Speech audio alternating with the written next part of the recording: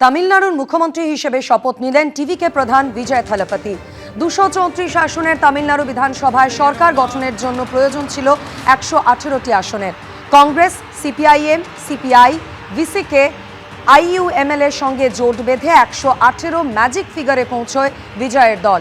রবিবার চেন্নাইয়ের জওহরলাল নেহরু স্টেডিয়ামে হয় মেগা শপথ গ্রহণ অনুষ্ঠানে যোগ দেন লোকসভার বিরোধী দলনেতা রাহুল গান্ধী। মন্ত্রী হিসেবে শপথ নিলেন 9 জন বিধায়ক। এদিকে রাজ্যে পালাবদল হয়েছে, ক্ষমতায় এসেছে বিজেপি সরকার। আর অন্যদিকে তৃণমূল কংগ্রেসের ভরাডুবি নিয়ে একের পর এক অভিযোগ তৃণমূলের 2 সাসপেন্ডেড নেতার, রিজু দত্ত এবং কোহিনুর মজুমদার। দুজনেই সোজাসুজি আঙুল তুলেছেন অভিষেক বন্দ্যোপাধ্যায়ের দিকে। কার্যত তুলোধনা করে ছাড়লেন সাসপেন্ডেড 2 তৃণমূল নেতা, যারা একসময় মুখপাত্র ছিলেন। এই উদ্ধত্ততাই দলের হারের পেছনে মূল কারণ। 3টে কারণ। প্রথম কারণ হচ্ছে আইপ্যাক। তৃণমূলকে শেষ করার পেছনে অভিষেক বন্দ্যোপাধ্যায় এবং মমতা বন্দ্যোপাধ্যায় তার প্রতি অন্ধস্নেহ। দুজনেই ছিলেন তৃণমূলের মুখপাত্র, দলের হয়ে গলা ফাটাতেন। শাসক দলকে ডিফেন্ড করে বিরোধীদের কাউন্টার অ্যাটাকে যাওয়াই ছিল কাজ। কিন্তু ভোটের ফল বেরোতেই উলটপুরাণ। তৃণমূলের শোচনীয় হারের পর দল নিয়ে মন্তব্য এবং বিজেপির প্রশংসা করে দল থেকে সাসপেন্ড হয়েছেন রিজু দত্ত এবং কোহিনুর মজুমদার। আর সাসপেন্ড হওয়ার পরে তৃণমূলের হার নিয়ে চাঞ্চল্যকর দাবি করেছেন এই 2 মুখপাত্র। কারো নিশানায় অভিষেক বন্দ্যোপাধ্যায়, তো কেউ দায়ী করলেন আইপ্যাককে। অভিষেক বন্দ্যোপাধ্যায় 3টের সময় ক্যামাক স্ট্রিট ঢোকে, 6টার সময় ক্যামাক স্ট্রিট বেরিয়ে যায়। ওই সময় ক্যামাক স্ট্রিটে মাছি ঢুকতে পারে না। অভিষেক বন্দ্যোপাধ্যায়ের কাছে হতে গেলে আপনাকে তন্ত্র মতে পুজো করতে হয়। প্রপার মন্ত্র, প্রপার তন্ত্র, প্রপার নৈবেদ্য এবং কিছু সময় প্রপার দক্ষিণা না হলে ভগবান একেবারেই খুশি হতেন না। বিগত 6 মাস ধরে তৃণমূল কংগ্রেস একটা রাজনৈতিক সাংগঠনিক দল, সেই দলটাকে চালিয়েছে একটা ব্যবসায়িক সংস্থা যার নাম আইপ্যাক। আর দিদি এবং অভিষেকদা দুজনেই অন্ধের মতো তাদের বিশ্বাস করেছে। তারা আমাদের থেকেও টাকা নিয়েছে, তারা বিজেপির সাথেও সেটিং করেছে, দিয়ে দলটাকে পুরো ভোগে পাঠিয়ে দিয়েছে। রিজু দত্ত এবং কোহিনুর মজুমদার দুজনকেই 6 বছরের জন্য সাসপেন্ড করেছে তৃণমূল। অভিষেক বন্দ্যোপাধ্যায়ের নেতৃত্বে একটা সাবোটাজ হয়েছিল মমতা বন্দ্যোপাধ্যায়ের সরকারকে ফেলে দেওয়ার, সেটা আরজিকর মুভমেন্টের সময়। আর যারা আরজিকর মুভমেন্টের সময় আন্দোলন করেছিলেন, সেটাকে রিফিউজ করেছিলেন, তাদের সবাইকে সাইডলাইন করার চেষ্টা করেছে অভিষেক বন্দ্যোপাধ্যায়, ইনক্লুডিং মি। প্রতীক জৈন আমাকে ডেকে বলল, তোমার টিকিট কনফার্ম। কোথার থেকে? ডেবরা, পশ্চিম মেদিনীপুর। তার একজন সহায়ক, সে আমাকে বলল টিকিটটা কনফার্ম করতে হলে 50 লক্ষ টাকা দিতে হবে।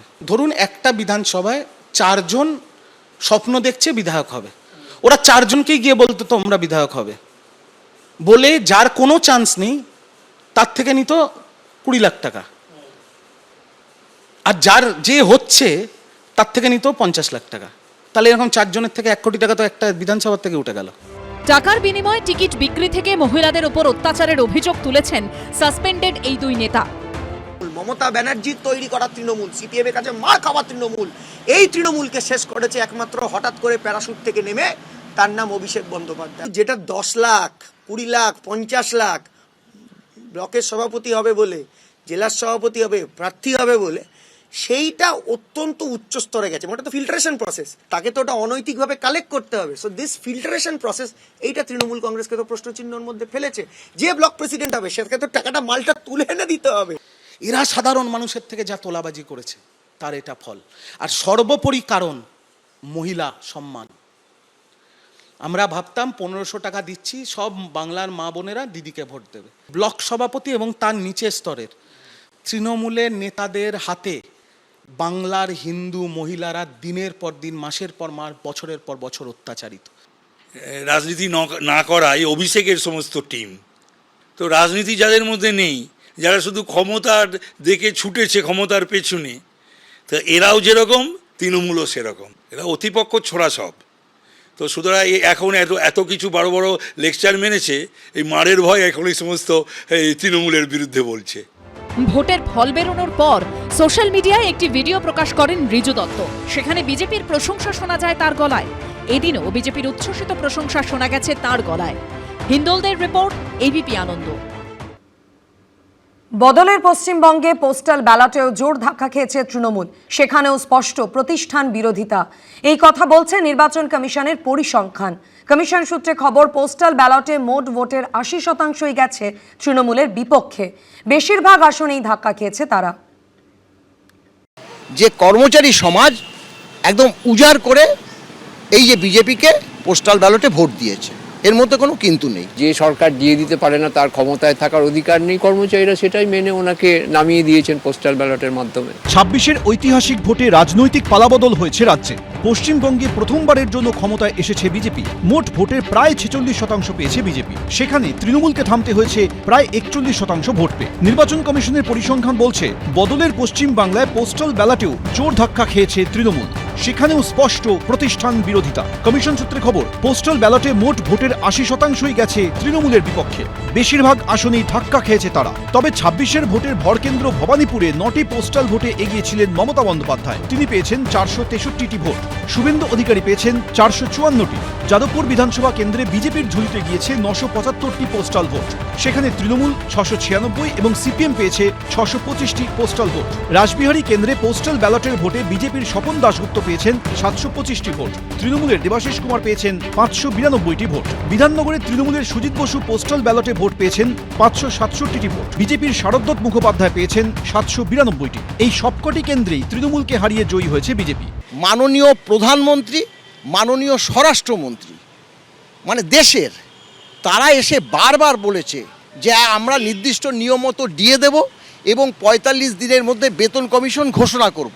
তৃণমূল সরকার একটা বেতন কমিশন পেয়েছে, 4 বছর পরে আমাদের দিয়েছে, এবং সেখানে উইদাউট ডিএ, মানে ভাবাই যায় না। এতটা কিন্তু বঞ্চনা আমাদের যে সিপিএম সরকারও করেনি। কমিশনের পরিসংখ্যানে স্পষ্ট, শুধু সরকারি কর্মচারীরাই নন, পোস্টাল ব্যালটে বয়স্করাও পরিবর্তন চেয়েছেন।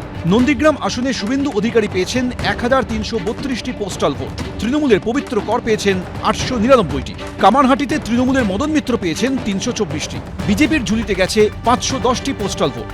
ব্যারাকপুরে বিজেপি প্রার্থী কৌস্তব বাগচি পেয়েছেন 907টি পোস্টাল ভোট। সেখানে তৃণমূলের রাজ চক্রবর্তী ঝুলিতে গিয়েছে 551টি। পানিহাটিতে বিজেপি রত্না দেবনাথ 698টি পোস্টাল ব্যালটে ভোট পেয়েছেন। উল্টো দিকে 362টি পোস্টাল ভোট পেয়েছেন তৃণমূলের তীর্থঙ্কর ঘোষ। কমিশনের নিয়ম অনুযায়ী পোস্টাল ব্যালটে ভোট দেন সার্ভিস ভোটার, নির্বাচনী কাজে নিযুক্ত কর্মী, প্রবীণ ও বিশেষভাবে সক্ষম ভোটার, অত্যাবশ্যক পরিষেবা কর্মীরা। কিছু ক্ষেত্রে হোম ভোটিং ব্যবস্থাও চালু রয়েছে। ভোট গণনার পর দেখা যাচ্ছে, জেলার অসংখ্য বিধানসভা আসনের পোস্টাল ব্যালটেও মাত করেছে বিজেপি। কেন্দ্র বারুইপুর পশ্চিম, তৃণমূল প্রার্থী বিমান বন্দ্যোপাধ্যায় পেয়েছেন 872টি ভোট। সেখানে বিজেপি পেয়েছে 1078টি ভোট। সোনারপুর দক্ষিণ কেন্দ্রে বিজেপির রূপা গঙ্গোপাধ্যায় পেয়েছেন 2002টি। তৃণমূল প্রার্থী লাভলি মৈত্র পেয়েছেন 833টি। বিরোধী ভোটটা বিজেপি নিতে সক্ষম হয়েছে। আমরা একটা কথা বারবার মঞ্চকে বলেছি, সবাইকে এই সরকারকে একটি ভোটও নয়, মানে বিগত সরকারকে। কোচবিহারের দিনহাটা আসনে তৃণমূলের উদয়ন গুহ পেয়েছেন 977টি পোস্টাল ভোট। বিজেপি প্রার্থী অজয় রায় পেয়েছেন 1460টি। আসানসোল দক্ষিণে বিজেপি প্রার্থী অগ্নিমিত্রা পাল পেয়েছেন 773টি ভোট। তৃণমূলের তাপস বন্দ্যোপাধ্যায় পেয়েছেন 396টি। বহরমপুরে অধীর চৌধুরী 1102 ভোট পেয়েছেন পোস্টাল ব্যালটে। তৃণমূলের নারুগোপাল মুখোপাধ্যায় পেয়েছেন 470টি পোস্টাল ভোট। তীব্র প্রতিষ্ঠান বিরোধিতার হাওয়াকে পালে লাগিয়ে ভোট বৈতরণী পার করেছে বিজেপি। এবার প্রত্যাশা পূরণের অপেক্ষায় রয়েছে জনতা জনার্দন। রুমা পালের রিপোর্ট, এবিপি আনন্দ, কলকাতা। এবিপি আনন্দ, এগিয়ে থাকে, এগিয়ে রাখে।